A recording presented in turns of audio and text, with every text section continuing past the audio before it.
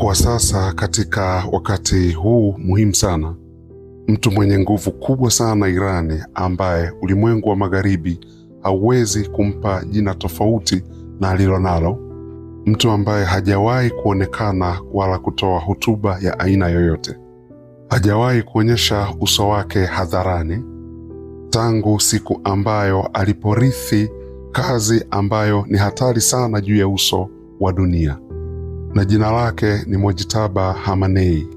Ndiye kiongozi mkuu wa serikali ya mapinduzi ya Kiislamu ya Irani, na haonekani, ni invisible.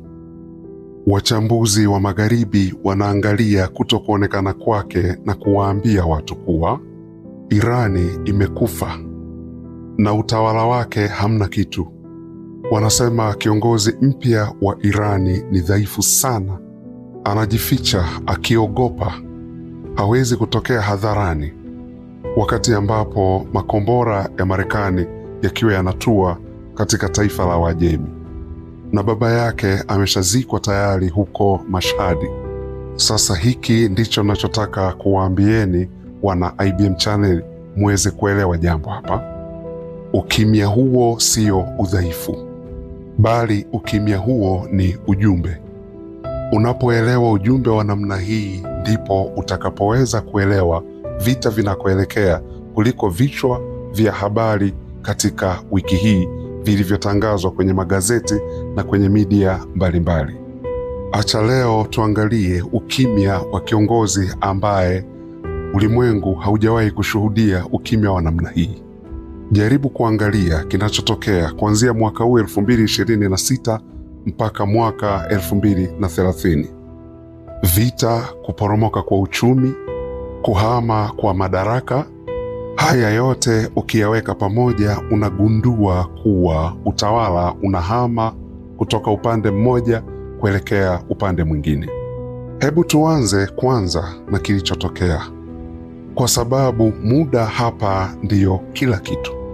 Ayatollah Saidi al-Khamenei amekufa na akazikwa katika kaburi la Imam Reza huko Mashhad, eneo moja takatifu sana kwa Waislamu wote wa Kishia.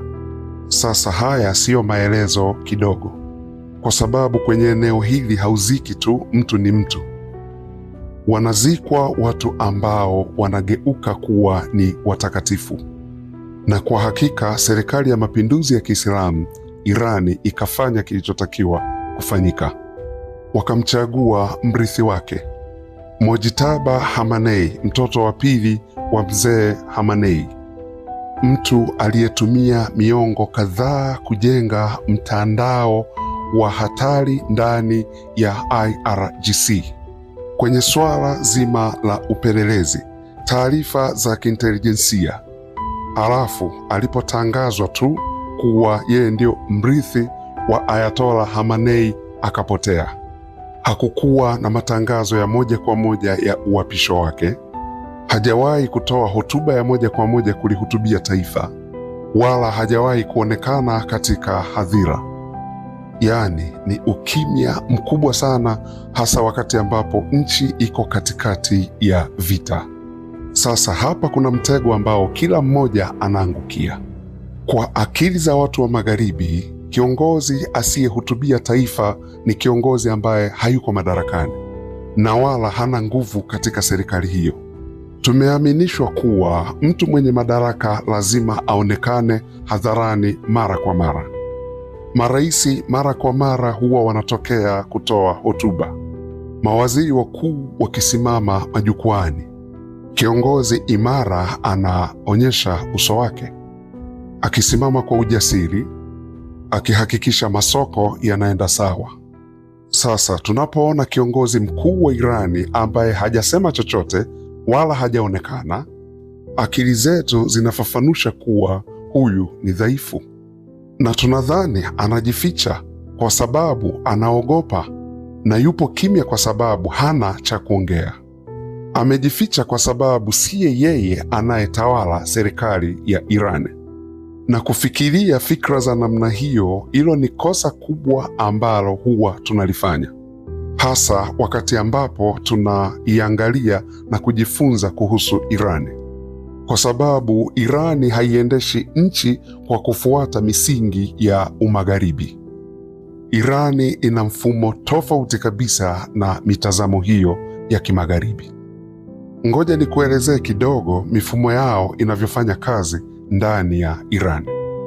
Kwa Washia, theolojia ya kisiasa, mamlaka ya juu kabisa siyo mamlaka inayosikika hadharani kwa nguvu. Ni mamlaka iliyojificha. Na hili sio kwa bahati mbaya. Hili ndiyo kiini kikubwa sana kwa utawala wa Kiislamu nchini Irani. Nguzo kubwa katika imani ya Kishia, tunamwongelea imamu wa 12, Imamu Mahdi. Jina lake kamili Muhammad bin Hassan al-Askari. Kwa mujibu wa imani ya Washia, hakufa bali alifichwa. Yupo, hajafa mpaka leo. Wanaamini yuko hai hadi leo, lakini haonekani. Atatoka tena mwisho wa zamani kujaza dunia kwa haki. Kwa hiyo kwao alizaliwa, hajafa, yupo hai, lakini yupo kwenye uficho. Na hii ni zaidi ya miaka 1000, na ni mtawala wa uhakika wa ulimwengu, na anatawala kutoka mafichoni. Ni halisi na yupo na anaongoza, lakini haonekani. Kumbuka, huo sio utani katika mifumo ya imani, kwa sababu hiyo ni mifumo ya imani. Mtu mwenye nguvu sana hapa ulimwenguni katika mtazamo wa Washia ni yule ambaye huwezi ukamuona. Hivyo kiongozi mpya aliporithi madaraka katikati ya vita na ghafla akatoweka hadharani, si kana kwamba anaonyesha ishara ya woga kwa watu wake, ila anasimama katika alama ya mtu muhimu sana katika historia ya Washia. Na kwa wananchi wa Irani wanaelewa, kujificha sio udhaifu ndani ya Irani. Kujificha ni halali. Sasa acha tuunganishe pointi muhimu sana hapa, kwa sababu sitaki ujue kuwa hili ni swala tu limekaa kama swala la kithiolojia, lakini kuna mantiki ya ulinzi ya hali ya juu sana hapa, na hili ni muhimu sana kulijua. Jaribu kufikiria kwa kilichotokea kwa uongozi mzima wa Irani. Marekani na Israeli wameendesha operesheni ambayo sidhani kama kuna taifa lolote lingeweza kufanya hivyo. Wamekuwa wakitumia mfumo wa kukata kichwa. Waliwalenga makamanda, wanasayansi, na hawakuishia hapo tu, wakaendelea mbele na kwenda kuua viongozi wa Irani, na hatimaye kiongozi mkuu akauawa. Sasa pale adui anapodhihirisha kuwa anaweza akamuua kiongozi yeyote anayeonekana hadharani, je, ni kitu gani muhimu sana ambacho kiongozi mpya anaweza akakifanya? Anapotea. Hampi adui ratiba, hampi adui nafasi ya kupanga mashambulizi dhidi yake. Hawezi kuwa ni jina linalofuata kwa adui katika listi ndefu ya kuuawa, hasa pale anapoapa. Kutokuonekana sio swala tu la kisanaa, lakini ni kuishi.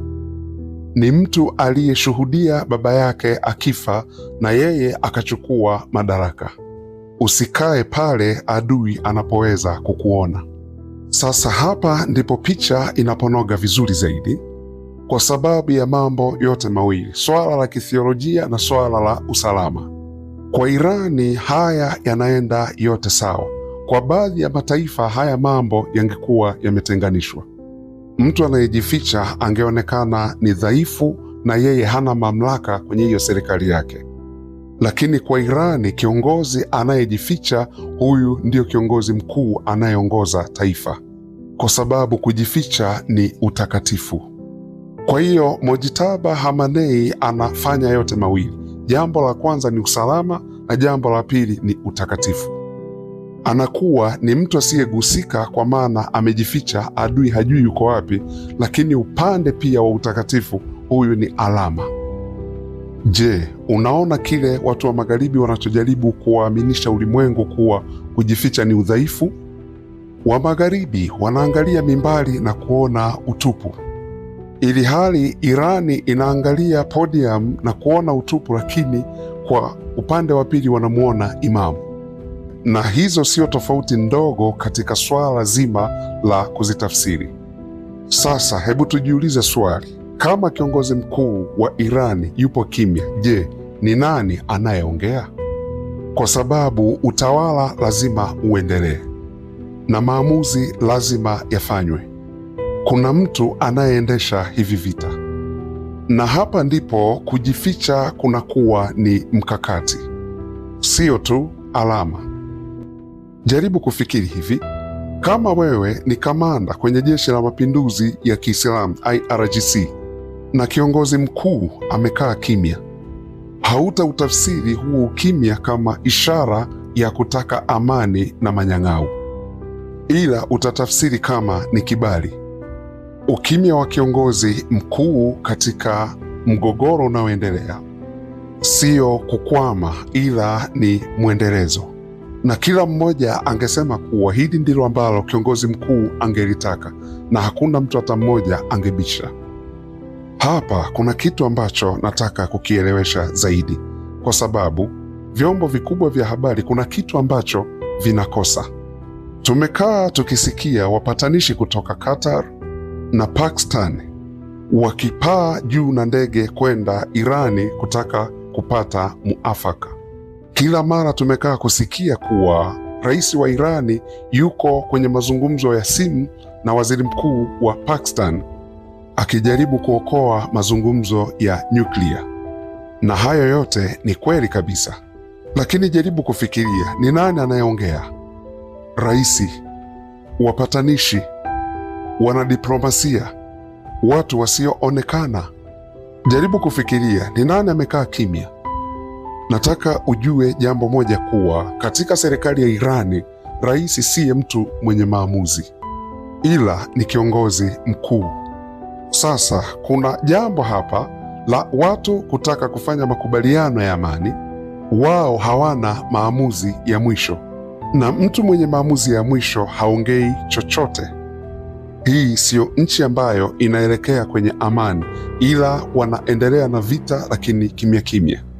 Kumbuka, Marekani wametangaza kusitisha vita, lakini wamekuwa wakianzisha mashambulizi mapya baada ya fujo iliyotokea katika mlango bahari wa Hormuz. Na Marekani wamerudisha vikwazo tena kwa taifa la Iran. Na hapo Irani wameambiwa mambo mawili yanayochanganya.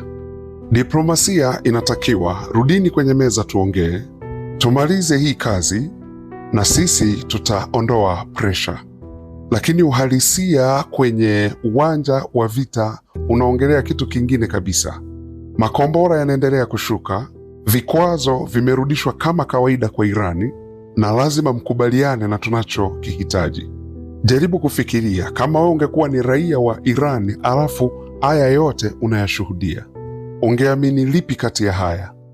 Lazima utaamini makombora yanayoshuka, utaamini vikwazo vilivyorudishwa na Marekani, na lazima ungegundua kuwa mazungumzo ya amani ni mtego wa kukuendelea ufanye kuzungumza wakati adui yako anaendelea kujiandaa. Na mtu mmoja tu ambaye anaweza akasema hapana, hatutaki hiki kiendelee, na huyo mtu amejificha, hasemi chochote, na ukimya wake unaashiria kama ni ndio. Ukimya wake si kana kwamba ni udhaifu, bali ni ujumbe anaoutuma, na ujumbe wenyewe ni kuwa mkitaka amani kuna amani, mkitaka vita tutamwaga moto.